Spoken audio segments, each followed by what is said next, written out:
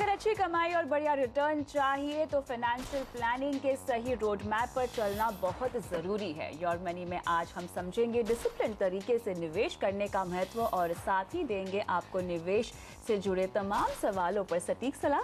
नमस्कार, मैं हूं कविता थपलियाल और आज मेरे साथ है आनंद राठी फाइनेंशियल सर्विसेज के डायरेक्टर फिरोज अजीज। आपका स्वागत है फिरोज।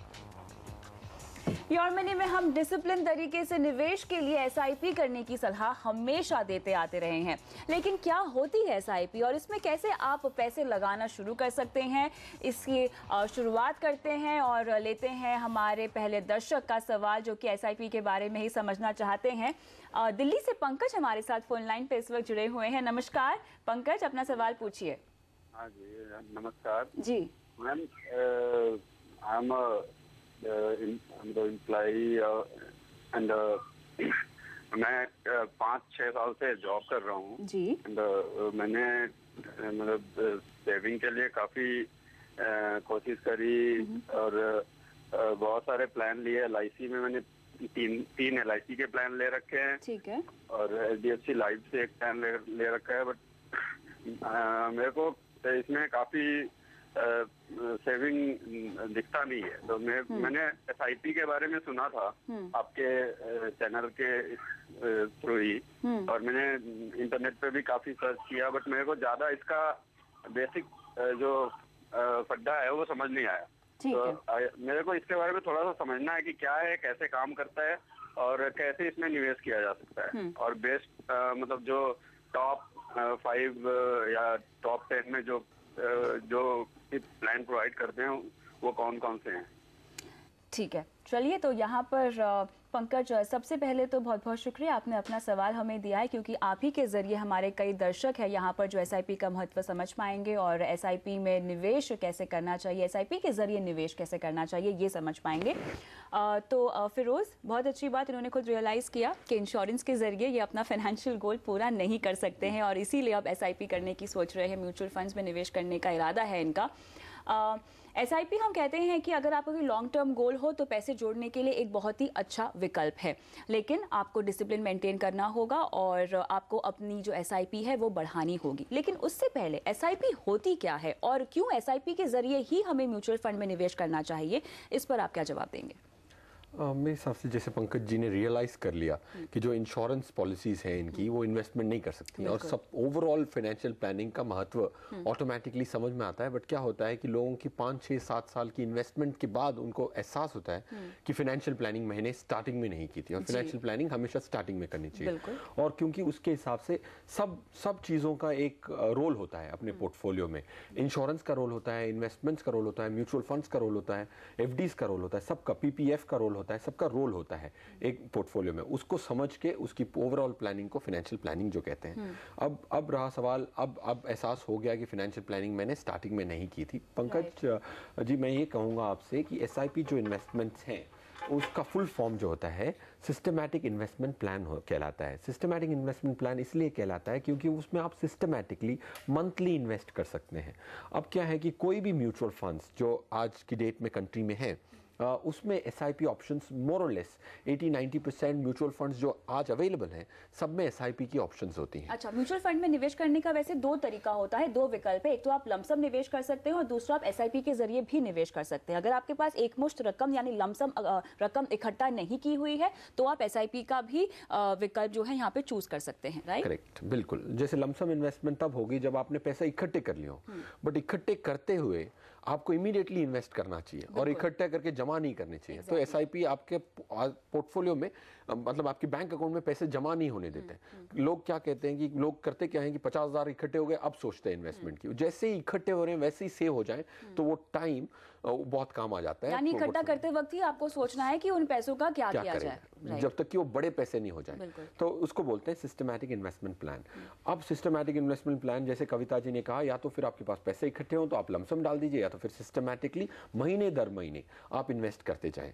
और ये क्या है कि महीने दर महीने कोई और अगर आप एक फॉर्म फिल करके और उनको इंस्ट्रक्शन दे दें कि महीने से हर महीने अगले 3 साल तक, अगले 5 साल तक मेरे बैंक अकाउंट से निकाल लीजिए और मेरी अप्रूवल की वेट मत कीजिए, तो ऑटोमेटिकली महीने की पहली तारीख या 7 तारीख या बहुत सारी डिफरेंट तारीख के भी ऑप्शंस हैं जो आप कंफर्टेबल महसूस करें, तो उस दिन ऑटोमेटिकली हर महीने 36 महीने तक, 60 महीने तक, जो 5 साल होते हैं तब तक ये डेबिट होती जाएगी और इन्वेस्टमेंट होते जाएंगे साइमल्टेनियसली। जैसे आपकी सैलरी आएगी उधर इन्वेस्टमेंट भी होते गया, तो इससे लोगों का बहुत अच्छा फायदा होता है। ये तो लॉजिस्टिकली, ये तो कन्वीनियंस के हिसाब से ये फायदा हो गया। बहुत इन्वेस्टमेंट के तौर पे भी अच्छा फायदा है ये है कि आपके एक साथ पैसे जाते हैं तो मार्केट रिस्क बढ़ जाता है आपका, क्योंकि आपने अगर एक साथ 50,000 रुपए डाल दिए और मार्केट टूट जाती है या नीचे आ जाती है तो आपके 50,000 कम होने की संभावना रहती है। बट एसआईपी में अगर डालें आप तो महीने महीने छोटे छोटे पैसे जा रहे हैं, तो आपकी ऑटोमेटिकली मार्केट रिस्क, जो मार्केट के उतार चढ़ाव से आपका जो पोर्टफोलियो पे जो मूवमेंट होता है वो काफी सटल हो जाता है और काफी स्मूथ हो जाता है आपका। बिल्कुल, और इसीलिए अगर आप लंबे समय के लिए एसआईपी करते हैं तो बाजार में आ रहे उतार चढ़ाव से साफ तौर से आप बच सकते हैं। लेकिन फिरोज, एक सवाल यहाँ पर है कि क्या अपने गोल से आप इसको लिंक कर सकते हैं? क्या गोल बेस्ड इन्वेस्टमेंट या एसआईपी की जा सकती है? बिल्कुल, एक्चुअली वैसे ही करनी चाहिए। आपके जो गोल्स होते हैं, मोस्ट इंपॉर्टेंट गोल्स होते हैं, उनके लिए सेपरेट एसआईपीस करने की जरूरत है, या तो फिर एटलीस्ट गोल्स को प्लान करके टोटल ओवरऑल एसआईपी की अंदाजा लगाना बहुत जरूरी है। तो गोल बेस्ड एसआईपी बहुत इंपॉर्टेंट होती है। जैसे फॉर एग्जांपल, अगर आपको 30 साल बाद 50 लाख की जरूरत है या 55 लाख की जरूरत है, तो आपको 1,000 रुपए की एसआईपी आपको एक अच्छे इक्विटी फंड में करेंगे तो आपका 50 लाख का जो लक्ष्य है वो पूरा हो सकता है 30 साल बाद का। तो हर 50 लाख के retirement, for example retirement generally अगर आपने 6 साल तक काम किया और 30 साल काम करने की आशंका होगी पंकज जी की 25 साल की, तो आपने ऑलरेडी रिटायरमेंट प्लान करने के लिए एसआईपीस कर ली। और आपके बच्चों की एजुकेशन, बच्चों की मैरिज के लिए भी एक सेपरेट एसआईपी करना जरूरी होता है। तो गोल बेस्ड प्लानिंग के लिए बहुत सपोर्ट करता है एसआईपी, तो उसको तो जरूर आपको गोल्स को देख के फिर अपनी एसआईपी का एक्चुअल निवेश आपको अंदाजा लगाना चाहिए। चलिए पंकज जी, यहाँ पर एसआईपी का महत्व क्या है और एसआईपी होती क्या है वो तो हमने आपको बता दिया, लेकिन फिरोज यहाँ पे इन्हें कहाँ एसआईपी करनी चाहिए? टॉप 5 एसआईपीज फिलहाल कौन सी है जहाँ पर पंकज भी और बाकी के हमारे दर्शक जो निवेश करना चाहते हैं वो निवेश कर सकते हैं? बिल्कुल, मेरे हिसाब से एसआईपी आपको 5 इक्विटी फंड बताऊंगा, ना कि डेट फंड्स, बिकॉज डेट की लॉन्ग टर्म में इतनी ज्यादा इंपॉर्टेंस नहीं है। तो आपको 3 लार्ज कैप फंड बताता हूँ, Birla frontline, ICICI focus blue chip और फ्रैंकलिन ब्लू चिप। ये 3 लार्ज कैप फंड्स हैं जिसमें कंपनी, बड़ी कंपनियों में पैसा लगता है, और छोटी कंपनियों में पैसे लगाने वाले में Religare mid and small cap और एचडीएफसी मिड कैप, ये 2 बहुत अच्छे फंड्स हैं। 3 लार्ज कैप फंड्स और 2 मिड कैप फंड्स, ये 5 इक्विटी फंड्स हैं। तो इसमें अगर आप एसआईपी करके अगर बहुत लंबी अवधि तक करेंगे तो आपको निराशा बिल्कुल नहीं होगी पंकज जी। तो इसमें आप स्टार्ट कीजिए एसआईपी। इंश्योरेंस का इंपॉर्टेंस सिर्फ इंश्योरेंस के लिए रखिए, और इन्वेस्टमेंट्स और इंश्योरेंस को दोनों को बिल्कुल मत कंबाइन कीजिए।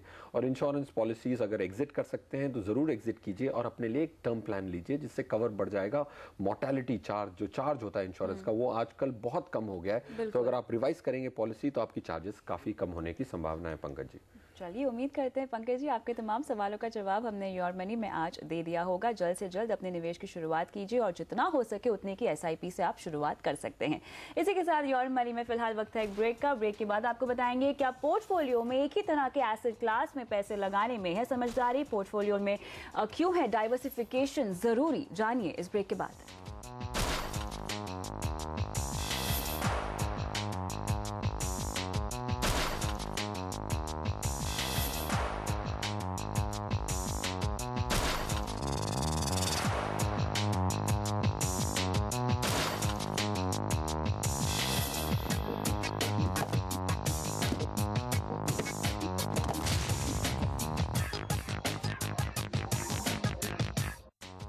योर मनी में आपका फिर से स्वागत है। हम दे रहे हैं आपके निवेश पर सटीक सलाह। मेरे साथ बने हुए हैं फिरोज अजीज। चलिए लेते हैं अगले दर्शक का सवाल। दिल्ली से विशाल हैं फोन लाइन पे। गुड इवनिंग विशाल, अपना सवाल पूछिए।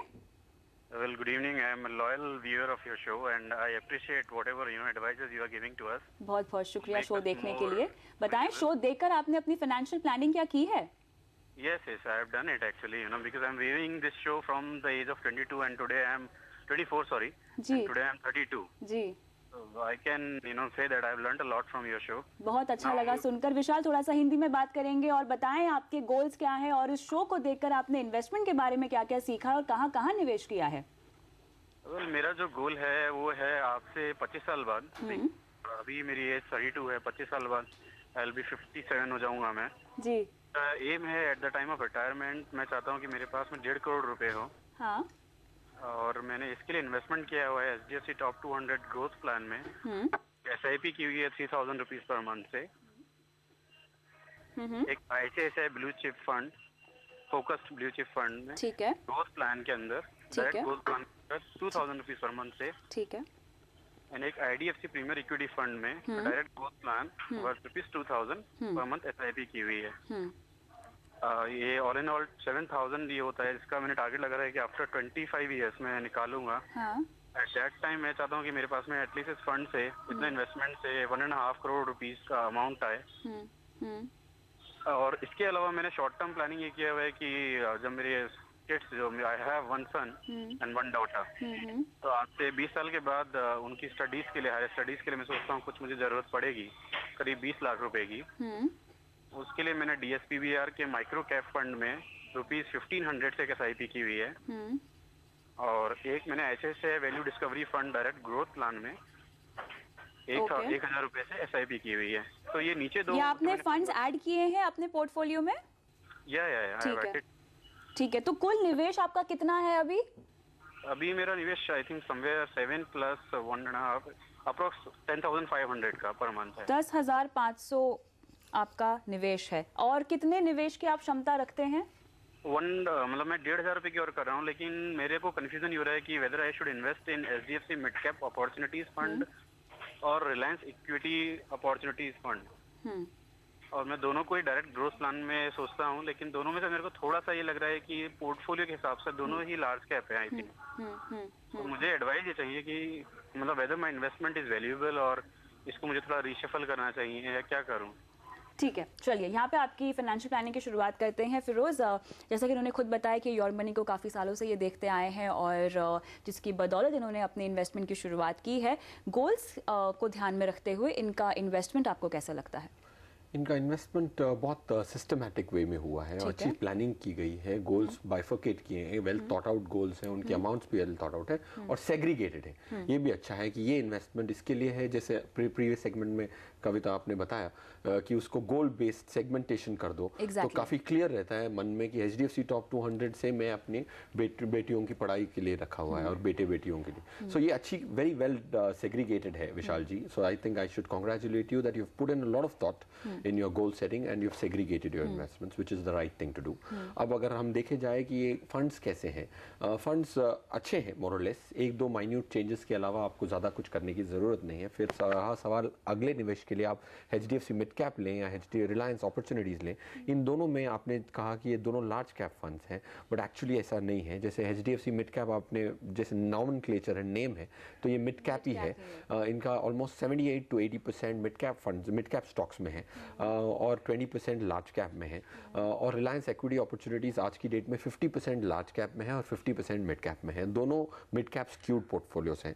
रिलायंस इक्विटी अपॉर्चुनिटीज ये फ्लेक्सिबिलिटी अपने आप को देता है कि वो मिड कैप और लार्ज कैप दोनों में स्विच कर सके, इसीलिए उसको अपॉर्चुनिटीज फंड कहते हैं। ये जो अपॉर्चुनिटीज फंड होते हैं वो कभी मिड कैप बन जाते हैं, कभी लार्ज कैप बन जाते हैं, या कभी कभार आधा आधा पैसा लगा के रखते हैं। तो दोनों में मिड कैप एक्सपोजर अच्छा है और आज की सिचुएशन देखते हुए भी मुझे लगता है कि मिड कैप का एक्सपोजर आपके पोर्टफोलियो में ज़रूरी है। आपके 2-3 फंड्स और मिड कैप के हैं, बट आई थिंक ये मिड कैप एक्सपोजर बिकॉज आपकी टाइम फ्रेम्स जो हैं 20-25 ईयर्स की हैं, तो मेरे हिसाब से मिड कैप एक्सपोजर आज लेना समझदारी ही होगी। तो आप इन दोनों में से कोई भी फंड चूज़ कीजिए। मेरे हिसाब से आप रिलायंस इक्विटी अपॉर्चुनिटीज़ चूज़ करेंगे तो बेहतर होगा। ठीक है। एक और सवाल यहाँ पर, निवेश बढ़ाने की ज़रूरत है इनको अभी? हाँ, अगर आप गोल वाइज देखें तो मेरे हिसाब से रिटायरमेंट का जो गोल के लिए इन्होंने 1 करोड़ का कॉर्पस रखा है वो तो आराम से मीट हो जाएगा क्योंकि इनके पास टाइम भी है और सफिशिएंट इन्वेस्टमेंट्स भी हैं। जो पहला इनका जो गोल है डॉटर की पढ़ाई और एजुकेशन के लिए और सन की एजुकेशन के लिए, मेरे हिसाब से 1,000 रुपये उधर बढ़ाने की, तो 3,000 के बजाय इनको 4,000 रुपये निवेश करना होगा। दूसरा, इनके पोर्टफोलियो में आपको लगता नहीं पूरी तरह से ये इक्विटी ओरिएंटेड पोर्टफोलियो है, थोड़ा सा झुकाव क्या डेट की तरफ भी होना चाहिए?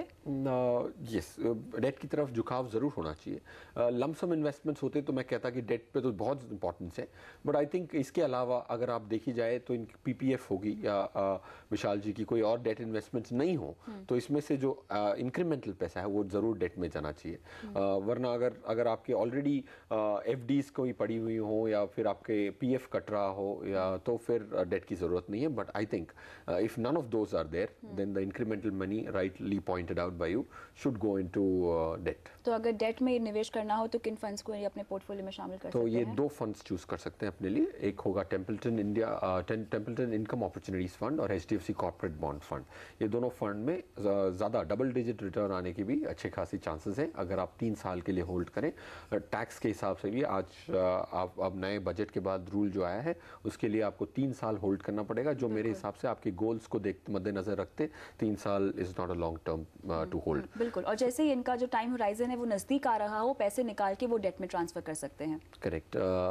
जैसे अपनी सेफ्टी लैंड, जैसे आपके 20 साल का गोल है, 17 साल 16 साल आपके बीत चुके हैं, तो उसमें से आपको डेट पोर्शन बढ़ाते हुए ग्रेजुअली अपनी इक्विटी को कम करते हुए 0 पे लेके आना चाहिए at the end of the goal.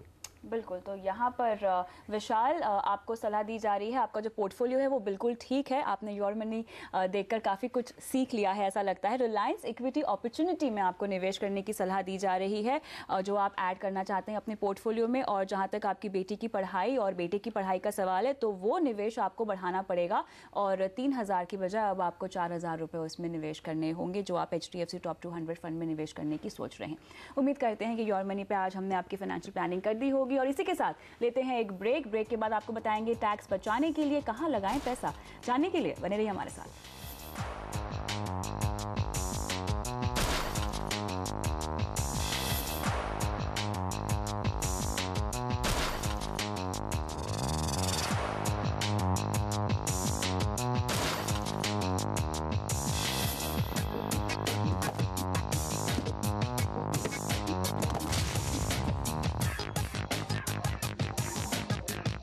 Your money में आपका एक बार फिर से स्वागत है। हम दे रहे हैं निवेश से जुड़े आपके सवालों पर सही सलाह और मेरे साथ बने हुए हैं फिरोज अजीज।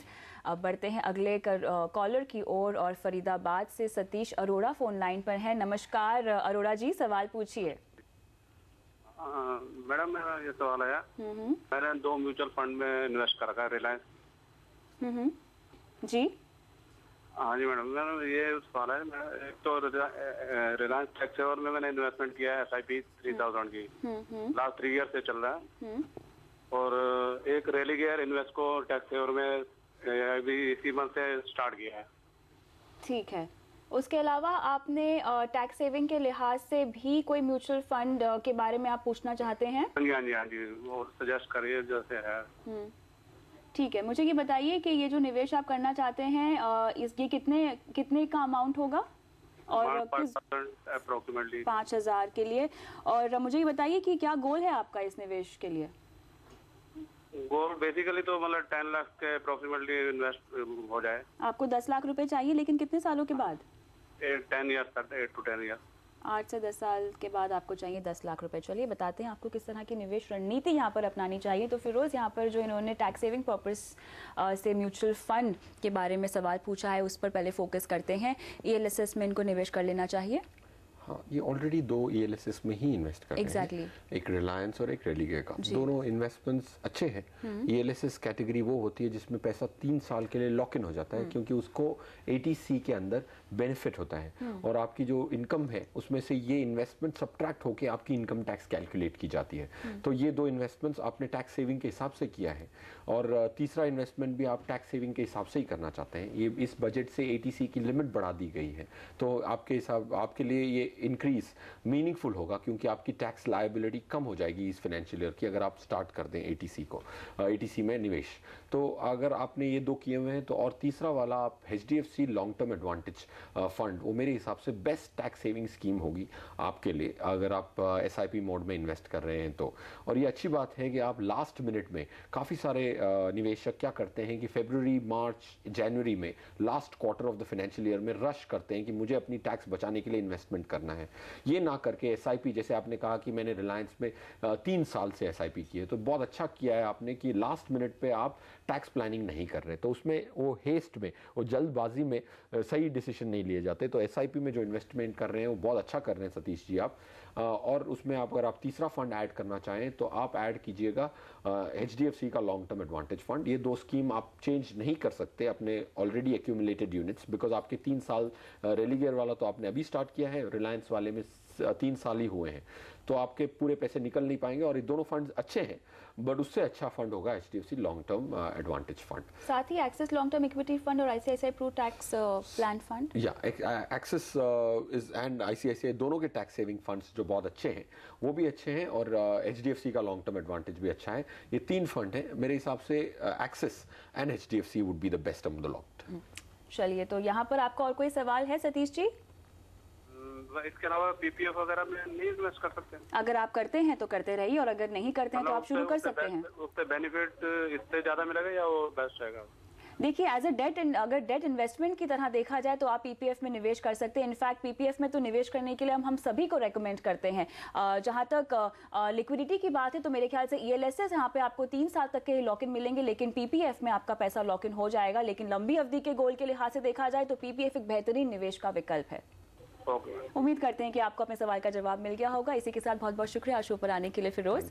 और योर मनी में आज के लिए इतना ही, लेकिन अगर आप भी हमसे अपना कोई सवाल पूछना चाहते हैं जो कि mutual fund, insurance, financial planning, credit card, loan से जुड़ा हो, तो अपना सवाल अपने कॉन्टैक्ट नंबर के साथ हमें mf@moneycontrol.com पर भेज दीजिए। और साथ ही आप अपना सवाल हमारे फेसबुक के पेज पर भी पोस्ट कर सकते हैं, और साथ ही योर मनी के पुराने एपिसोड्स भी यहाँ देख सकते हैं।